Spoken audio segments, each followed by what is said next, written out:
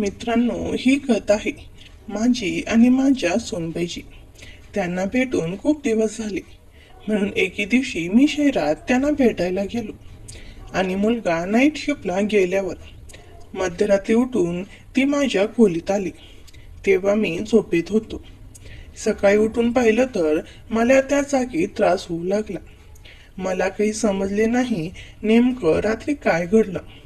मला थोडा डाऊट यायला लागला, म्हणून दुसऱ्या रात्री मी जागीच होतो. सुनबाई येताच मी तिला, माझे वय 45 वर्ष आहे आणि मी गावात राहतो. माझा मुलगा कामासाठी शहरात राहतो. 5 वर्षापूर्वी त्याचे लग्न झाले होते. एके दिवशी मी त्याला आणि त्याच्या पत्नीला भेटण्यासाठी शहरात जाण्याचा विचार केला. जेव्हा मी तेथे पोचलो तेव्हा माझा मुलगा घरी नव्हता आणि सून एकटीच घरी होती. मी किती दूर राहतो, आता माझे वय झाले आहे आणि येण्या जाण्यासाठी खूप विचार करावा लागतो. पण तुला आणि माझ्या मुलाला बघायची इच्छा झाली म्हणून आलो. सून म्हणाली, बरोबर आहे बाबा, आता तुम्ही आलात तर काही दिवस आमच्याकडेच राहा. असे 1-2 दिवसा परत जाऊ नका. मी तिच्या महिन्याला होकार देत म्हणालो. सुनबाई, आता मी 1-2 महिने इथे जाण्याचा विचार करून आलो आहे. माझे हे ऐकून सून हसू लागली आणि म्हणाली, तुम्ही तर आता पूर्वीपेक्षा जास्त तरुण दिसताय. असं वाटतं गावाचं अन्न खूप चांगलं असतं. मीही हसत म्हणालो, सुनबाई, गावाचं अन्न आणि कामाचा परिणाम आहे. आता तू सांग, माझा मुलगा कुठे आहे? मी त्याला बऱ्याच दिवसापासून पाहिले नाही. तो कुठे गेला आहे? माझे हे शब्द ऐकताच सुनच्या चेहऱ्यावर उदासी छान गेली. तिची उदासी पाहून मी लगेच विचारलं, काय झालं सुनबाई, तू अचानक उदास का झालीस? जेव्हा मी सूनकडे मुलीच्या बाबतीत विचारलं तेव्हा ती काही क्षण शांत राहिली आणि नंतर हळूच म्हणाली, सासरे, मी तुम्हाला काय सांगू, काही दिवसापूर्वी आमच्यात भांडण झालं आणि तो रागात घर सोडून कुठेतरी निघून गेला. हे ऐकून मी अगदी चकित झालो. मी म्हणालो, हे तू काय म्हणतेस? सुनबाई, माझा मुलगा घर सोडून गेला हे कसं शक्य आहे? सुनबाई दुःखाने म्हणाली, सासरे, तुम्ही तुमच्या मुलाला ओळखत नाही. तो माझ्यावर प्रेम करत नाही. आमच्या लग्नाला 5 वर्ष झाली, पण त्यांनी मला कधी सुखाने ठेवलेलं नाही. ते नेहमी फक्त त्यांच्या कामात गुंतलेले असतात आणि माझ्या भावना समजून घेण्याचा प्रयत्न सुद्धा करत नाहीत. आता तुम्ही सांगा, मला माझ्या नवऱ्याकडून प्रेमाने सुख मिळवण्याचा हक्क नाही का? माझ्याही काही इच्छा आहेत. माझंही एक मन आहे. मलाही त्यांचा साथ हवा आहे. तिच्या या शब्दांनी मी खोलवर विचार करू लागलो. मी म्हणालो, पण सुनबाई, तू हे मला आधी का सांगितलं नाहीस? जर तुला काही त्रास होत असेल तर मला सांगण्यात तू इतकी उशीर का केलीस? सुनबाई उदास होऊन म्हणाली, सासरे, मला नव्हतं की माझ्यामुळे कोणालाही दुःख व्हावं. मी विचार केला की वेळ घालवल्यावर सर्व काही बरं होईल, पण आता परिस्थिती अजून बिघडली आहे. मी सुनबाईला धीर देत म्हणालो, ठीक आहे, आता काळजी करू नको. मला माझ्या मुलाचा शोध घेऊ दे. मी त्याला शोधून इथे घेऊन येईन. तेवढ्यात सुनबाई म्हणाली, सासरे, त्यांच्या ऑफिसच्या मित्रांचा फोन आला होता. त्याने सांगितलं की तुमचा मुलगा सध्या त्यांच्याकडे आहे. कदाचित तो रागवला असेल आणि थोडा वेळ घेऊ इच्छित असेल. मी तिचं बोलणं ऐकून समजावलं, सुनबाई, तुला काळजी करण्याची गरज नाही. मी त्याच्याशी बोलून सर्व काही ठीक करून टाकेन. मग सुनबाई विषय बदलत म्हटलं, सासरे, या सगळ्या गोष्टी बाजूला ठेवा. तुम्ही सांगा, इथे येऊन तुम्हाला कसं वाटते? मी हसत हसत म्हणालो, सून, इथे येऊन खरंच छान वाटते, पण तुझ्या बोलण्यामुळे मन भारी झाला. तरीही तुला बघून आनंद होतोय. तू खूप सुंदर दिसतेस. हे ऐकून सुनबाई थोडी लाजून गेली आणि म्हणाली, मग मी आधी सुंदर दिसत नव्हते का? मी हसत हसत म्हणालो, पूर्वीही तू सुंदर होतीस, पण आता तू पूर्वीपेक्षाही जास्त सुंदर दिसतेस. कदाचित हे माझ्या वयाचा परिणाम असेल की मी आता गोष्टी जास्त जाणून घेतोय. माझी सुनबाई स्वभावाने खूप चांगली आणि मोकळ्या मनाची होती. मी जे काही बोललो तिने ते निसर्ग स्वीकारले. ती माझ्या बोलण्यावर रागावली नाही किंवा लाजूनही गेली नाही. ती निश्चितपणे हसत होती आणि मोकळेपणाने बोलत होती. थोड्या वेळानंतर सुनबाई हसत हसत म्हणाली, सासरे, एक प्रश्न विचारू का? मी म्हणालो, विचार सुनबाई, जे काही विचारायचे आहे. ती म्हणाली, सासूबाईच्या निधनानंतर तुम्ही कधी कोणाबरोबर आनंद घेतला आहेस का? तिचा प्रश्न ऐकून मी काही क्षण शांत राहिलो. मग हसत म्हणालो, सुनबाई, तुला माहिती आहे, मला नव्या पिढीच्या मुलीमध्ये काही रस नाही. मला तुझ्यासारख्या वयाच्या महिला आवडतात. माझी उत्तर ऐकून ती थोडी चकित झाली आणि मग चेष्टेच्या स्वरात म्हणाली, होय, मला माहिती आहे. कदाचित म्हणूनच तुम्ही नेहमी माझ्या मागे मागे फिरत असता. मी हसत म्हणालो, सुनबाई, मी इतके दिवस तुझ्यापासून दूर असलो, पण माझे मन नेहमी तुझ्याबद्दलच विचार करत होतं. तुझी काळजी, तुझा आनंद, तुझे शब्द, सर्व काही माझ्या मनात होतं. माझे हे शब्द ऐकून सुनबाई पहिल्यांदाच थोडीशी लाज वाटून घेतली. ती हलकी हसली आणि काही बोलल्याशिवाय तिथून निघून गेली.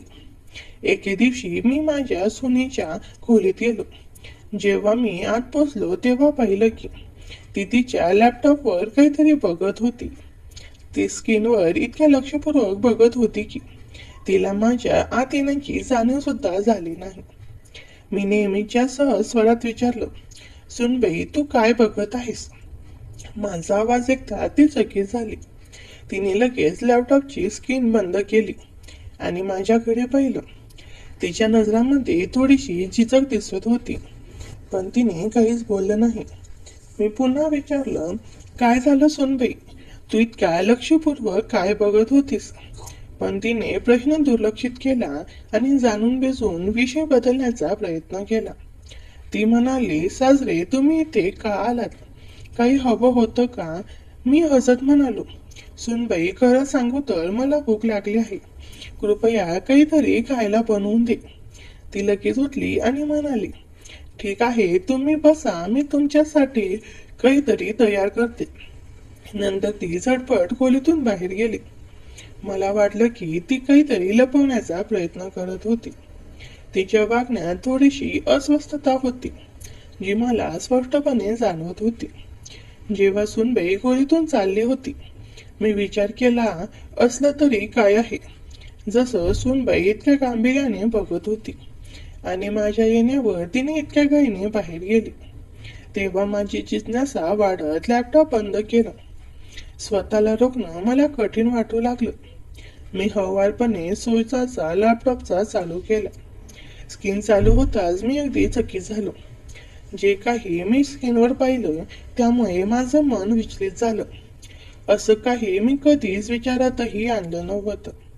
माझ्या डोळ्यासमोरच्या दृश्याने माझ्या मनात अनेक प्रश्न निर्माण केले.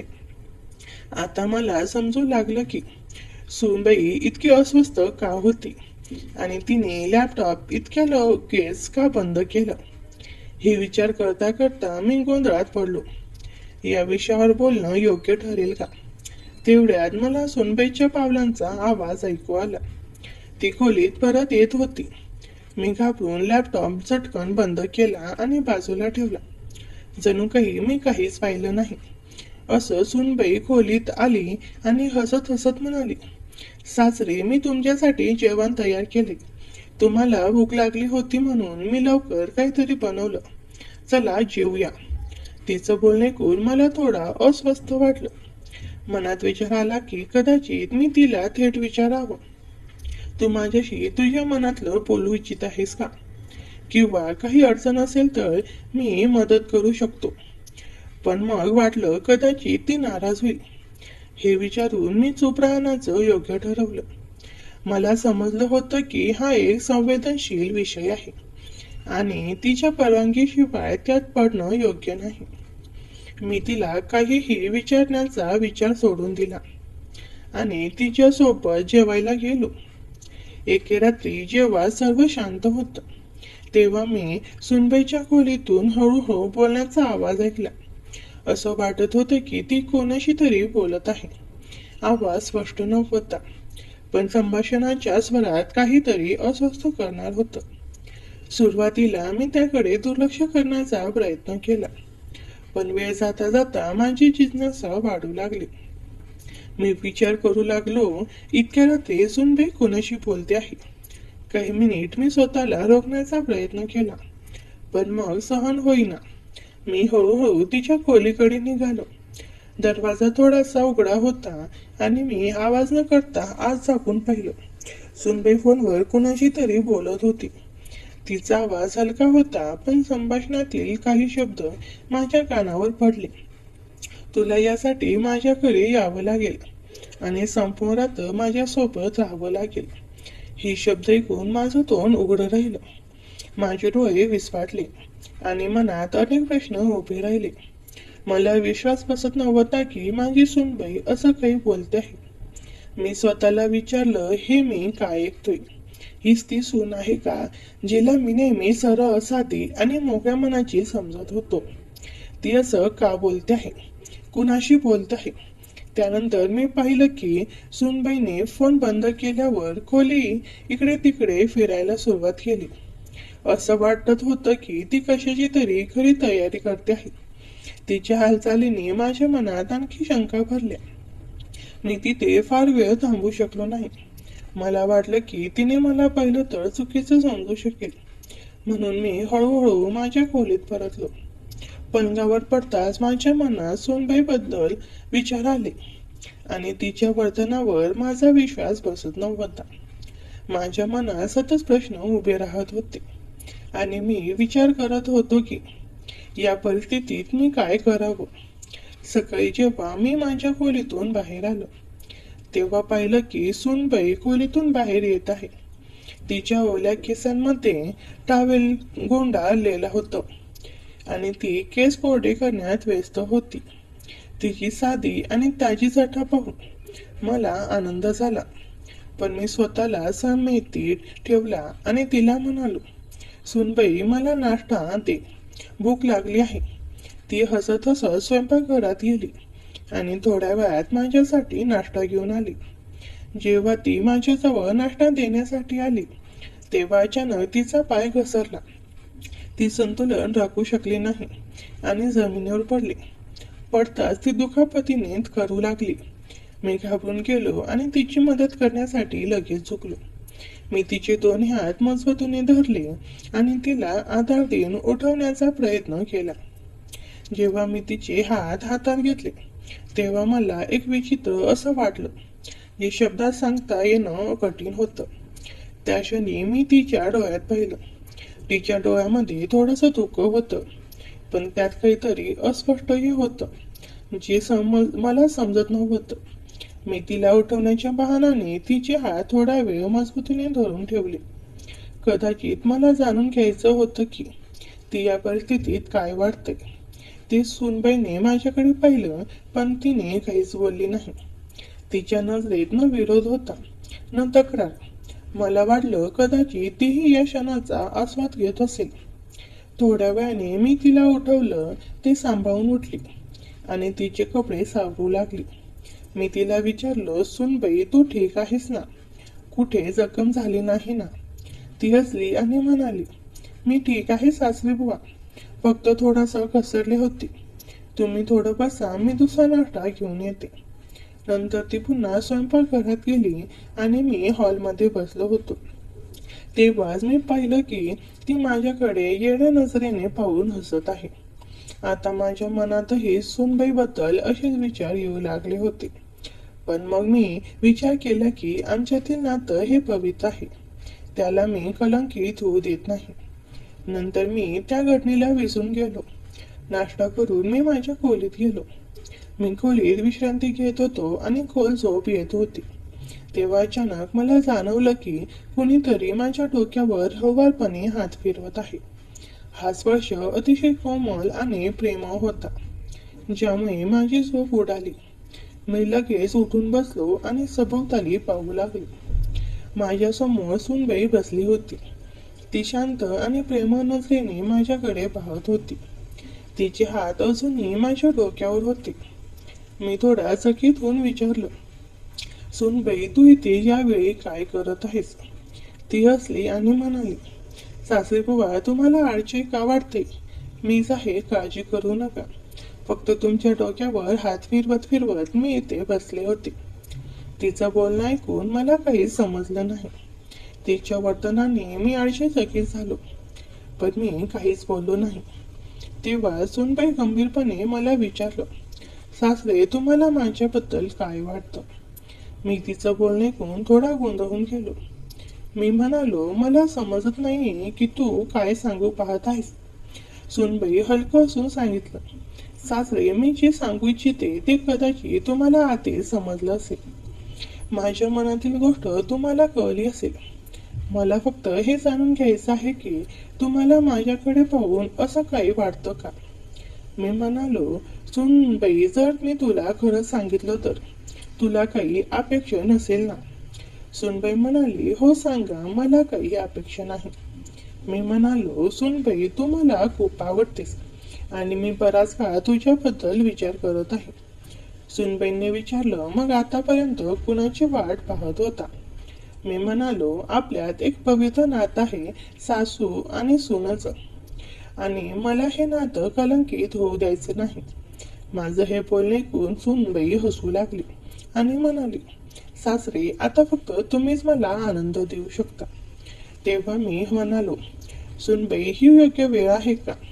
मग मी तिला मिठी मारली आणि म्हणालो, आता आणखी सहन होत नाही. त्या दिवशी तू तुझ्या लॅपटॉप सोबत तुझ्या खोलीत बसली होतीस आणि जेव्हा तू रात्री स्वयंपाकघरात गेली होतीस, मी तुझ्या लॅपटॉपमध्ये जे पाहिलं त्यावरून मला समजलं की तुला जो आनंद हवा आहे तो मी देऊ शकतो. म्हणूनच मी आज योग्य वेळ आहे. मग सुनबाईने दरवाजा बंद केला आणि माझ्या बाजूला येऊन बसली. मला आता काय करू काय नको असं झालं. सुनबाईने मला मिठी मारली आणि पापी द्यायला सुरुवात केली. अर्धा पाऊण तास आम्ही हेच करत होतो. सुनबाई उठली आणि बोलली, सासरे बुवा, तुमच्यासाठी एक सरप्राईज आहे. मी म्हणालो, आता काय? मग सुनबाई पूर्ण मोकळी झाली. मी तिचे भरदार व्यक्तिमत्व पाहून भारावून गेलो. मी म्हणालो, सुनबाई, काय दिसताय तुम्ही? माझी भावना आता दाटून आली होती. सुनबाई म्हणाली, आता वेळ नको घालू. एवढं बोलून सुनबाईने मला उठवलं आणि हात पकडून किचनमध्ये घेऊन गेली. किचनमध्ये आधी सतंजी तयार होती. मी तिला सतंजीवर पारलं आणि तिचे व्यक्तिमत्व बघू लागलो. सुनबाई बोलली, अरे दे ना आता सुंदर वेळचा अनुभव. का ठरवतोस? मग मी माझी भावना तिच्या जीवनात टाकली आणि सुंदर वेळचा अनुभव देऊ लागलो. काही मिनिटातच सुनबाईने जीवनातून रंग सोडला, आनंद व्यक्त केला आणि ती बोलली, सासरे बुवा, थांबू नको, सुंदर वेळचा अनुभव देत राहा. मित्रांनो, सुनबाईला 12 वर्षानंतर हा सुंदर वेळचा अनुभव मिळत होता. मग मी सुंदर वेळचा अनुभव देत राहिलो आणि सुनबाई मला साथ देत राहिली. काही वेळाने मी म्हणालो, सुनबाई, माझं होणार आहे. सुनबाई म्हणाली, तू थांबू नकोस, जीवनातच रंगाच्या पिचकाऱ्या सोड. मी गोळी घेतली आहे. पण सुनबाईला सुंदर वेळचा अनुभव देत असताना रंग कधी सुटला मलाच कळालं नाही. तरीही मी सुंदर वेळचा अनुभव देतच होतो. तिला फार दिवसानंतर या गोष्टी मिळाल्यामुळे तिची ही अवस्था बिकट झाली होती. पण काही वेळाने तिला आनंद येऊ लागला आणि ती फार चांगल्या प्रकारे माझी साथ देऊ लागली. आम्ही त्या वेळेत पूर्ण रमून गेलो होतो आणि एकमेकांना आनंद देत होतो. तिचा उत्साह अजून वाढला होता आणि आता तीच मला वेगळ्या प्रकारे आनंद देत होती. तिच्या चेहऱ्यावर एक प्रकारचे समाधान पसरले होते. ती आनंदात दिसत होती. तिच्या चेहऱ्यावरचे भाव बदलत हळूहळू तिची पकड मजबूत होत गेली आणि ती शांत झाली. मी इकडे तिचा पूर्ण ताबा घेतला होता आणि हालचाल वाढवत होतो. काही वेळातच मला स्वर्गात पोचल्यासारखं वाटू लागलं होतं. ते क्षण जवळ येत माझा बांध फुटला, भावनांचा कल्लोळ झाला आणि मी तिच्या जीवनात आनंदाचे रंग उडवू लागलो. मला स्वर्गात तरंगत असल्यासारखं वाटू लागलं. डोकं एकदम हलकं हलकं वाटू लागलं. मनावरचं दडपण दूर होऊन एक प्रकारचं समाधान आणि सुख वाटत होतं. सुनेच्या चेहऱ्यावर अमानिक सुख आणि आनंद झळकत होता. ती शांत होऊन स्मित करत होती.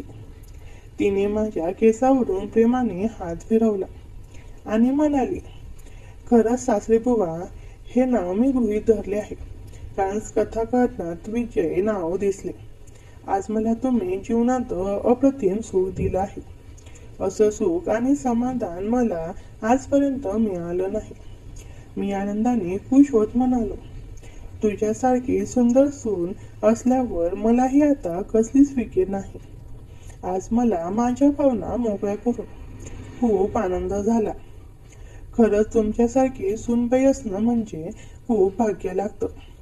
खरंच सूनबाई, मी खूप भाग्यवान आहे की मला तुमच्यासारखी सूनबाई मिळाली. मग सूनबाई नाराज होत म्हणाली, सासरे बुवा, तुमचा मुलगा तर मला सोडून गेला आहे. तुम्ही पण काही दिवसांनी मला सोडून जाणार. मी म्हणालो, सूनबाई, तू उदास होऊ नकोस. जोपर्यंत माझा मुलगा तुझ्या गरजा पूर्ण करू शकत नाही तोपर्यंत मी तुझ्या सर्व गरजा भागवीन. हे ऐकून मी सूनबाई चेहऱ्यावर हसू आलं. नंतर ती नाश्ता करण्यासाठी स्वयंपाकघरात गेली. मी सूनबाईच्या घरी 8 महिने राहिलो आणि 8 महिने मी रोज तिच्यासोबत वेळ घालवला.